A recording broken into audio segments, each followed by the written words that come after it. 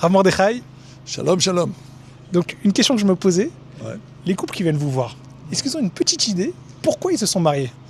Non, ils savent pourquoi ils se sont mariés. Hein. Ils vont toujours dire on s'aimait, on était très attirés l'un par l'autre, on appréciait beaucoup tel et tel trait de caractère. Ça, les gens le savent ça très bien le dire.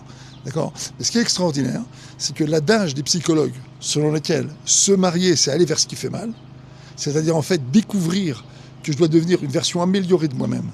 Et pour que je puisse le faire, il va falloir que je me confronte à quelqu'un qui ne pense pas comme moi, qui n'a pas le même ADN émotionnel, pas le même ADN tout court, pas la même histoire, pas les mêmes valeurs, et qui donc à un moment donné va se confronter avec moi pour que je devienne une version améliorée de moi-même. D'accord ? Alors, il va falloir que je comprenne que je me suis marié pour avancer, pour changer. Et en fait, on a tous un moteur pnimi, un moteur intérieur très profond et très puissant, qui nous dit, tu sais, dans la vie, tu devras changer. Dans la vie, tu devras t'adapter. Dans la vie, tu devras t'adapter à des gens qui ne pensent pas comme toi, et notamment à ton conjoint ou ta femme qui ne pense pas comme toi. C'est un moteur pnimi qui est extrêmement puissant. Et pourquoi ? Il vient d'où ce moteur ? On a donné une réponse de rabbin. Parce qu'on est à la Neshama. On a quelque chose de très spirituel en nous. Or, le spirituel, il nous appelle à changer. Il nous appelle à changer, il nous appelle à penser en dehors des catégories convenues de la mondanité. Bon, maintenant, la réponse du psychologue ou du thérapeute de couple, elle est plus simple. D'accord ?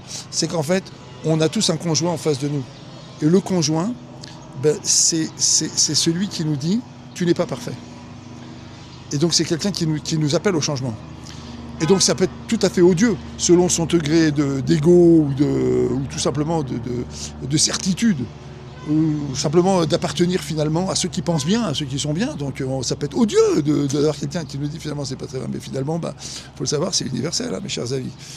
Écoutez le conjoint, la conjointe.